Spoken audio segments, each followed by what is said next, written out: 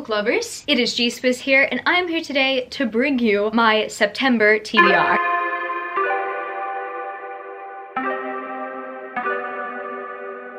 Now this is actually a refilm because some release dates have changed, and you guys know that some of my TBRs are dictated by release dates of the next book in the series. That being said, I've had to make a few adjustments. Some of it has stayed the same, and some books I have added to my TBR to replace the books that I was going to read. I guess without further ado, let's get into the books that I want to read in September and why I do want to read them. The first series I'm going to bring out is actually a book series that I started reading after the series that I just finished reading. And the reason why I went to this series was because the previous series that I finished reading seemed to be very heavy, and I wanted something that was light just to get me over the dark mode. The previous read that I had, the series that I had, put me in a mood, whereas this series right here, Supernatural Academy, which I put on a previous TBR, I want to read just so that I can have like a light series with not really too much substance. It might have substance, who knows, like I'm just going into the series to have a fun time because schools, academia, that kind of stuff is fun, and then having supernatural elements in it. Another reason why I really want to just have like a little bit of academia vibes is because I'm not going to get that with Crave this month. The latest sequel that was meant to come out in the series has been pushed back. I've pretty much summed up what I was going to be talking about in my previously filmed September TBR. I guess this will kind of like satisfy me for the meantime, but also kind of get me back into the reading mood, because after you read such a dense and long series, it can be hard to get back into reading if you don't choose what you read wisely. October is gonna come around, and that's like spooky season for a lot of people. I made a promise last year that I was going to binge read the Death Note series, and I didn't end up doing that last year. And so I figured, being that it's September, I can get one step ahead and actually start the series. And also, I need to read some manga on my TBR right now because I'm obviously not going manga shopping at the moment. In fact, it's really difficult to even buy manga online due to the paper shortages that are happening overseas. But there's still manga on my physical TBR that I have not yet read, and Death Note is one of them. Now, if you guys don't know, Death Note is one of my favorite animes of all time, and I always have the urge to rewatch it, but I can't justify rewatching it when I have the entire series on my manga TBR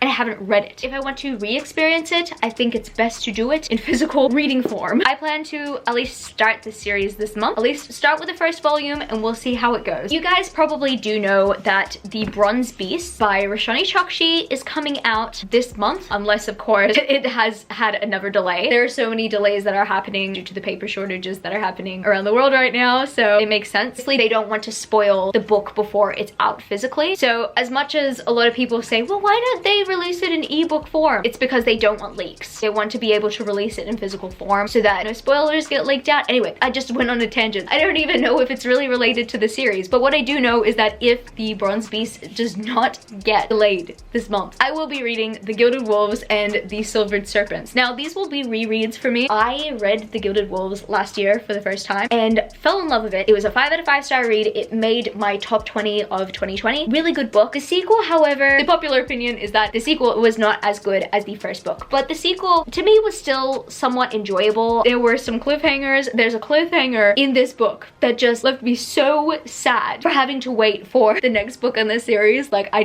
literally cannot even deal. So now that The Bronze Beast is coming out, now that I've waited a year, it's gonna happen. I'm going to binge read the series. I'm going to start from beginning to end. We're gonna see how the series ends up. I really hope that the finale impresses me just as much as the first book in the Gilded Wolves series did, but if it doesn't, oh well, I took what I could get, essentially. Speaking of books that I am going to read in the lead up to the sequel, this one is not gonna be in the lead up to a finale, but it's about time that I get on the hype train for this. That, my friends, is Kingdom of the Wicked by Carrie Maniscalco. It is about time. I have not yet read a single Carrie Maniscalco book. I really want to read the Stalking the Jack the Ripper series, but I think with her books, I am never usually bothered to buy them because of their covers. That's another tangent for another day, but I'm really excited for the bookish book. Dust jackets come in, so I don't really have to worry about this tacky thing. Anyway, I know that a lot of people love this series, and I was turned off because of the cover. Also, I didn't know what to expect. But then when people started raving about the series, that's when I knew I needed to put it on my TBR. I needed to know what people were talking about. I needed to know why everybody loves Emilia and Raph so much. I need it. I barely know anything about it except that everybody loves it and it's dark. And apparently, I think it's gonna be a new adult series. Don't take my word as gospel. Let's just say I've heard a rumor. I don't know my sources though. You know, it's about time that I finally started the Shattered Realms series by Cinda Williams-Chimer. If you guys don't know, this is the spin-off series to the Seven Realms series. Seven Realms series was one of my favorite series that I read last year. I'm pretty sure I read it in August or September of last year. That series is so underrated. Everybody knows Cinda Williams-Chimer for the Air series, but I don't think a lot of people picked up her books when she was releasing the spin-off series because I think people were just like, oh, you know, it's a spin-off series and I need to read the first books. It's too intimidating. Do whatever you can to pick up the first series because Seven Realms Saga, oh my goodness, so good. It is one of my favorite series of all time and it got me through the terrible book hangover from the Remnant Chronicles. We're not gonna go there in depth because you guys already know that. I have a video about it. With the Shattered Realms series, I finally need to read it because I think if I don't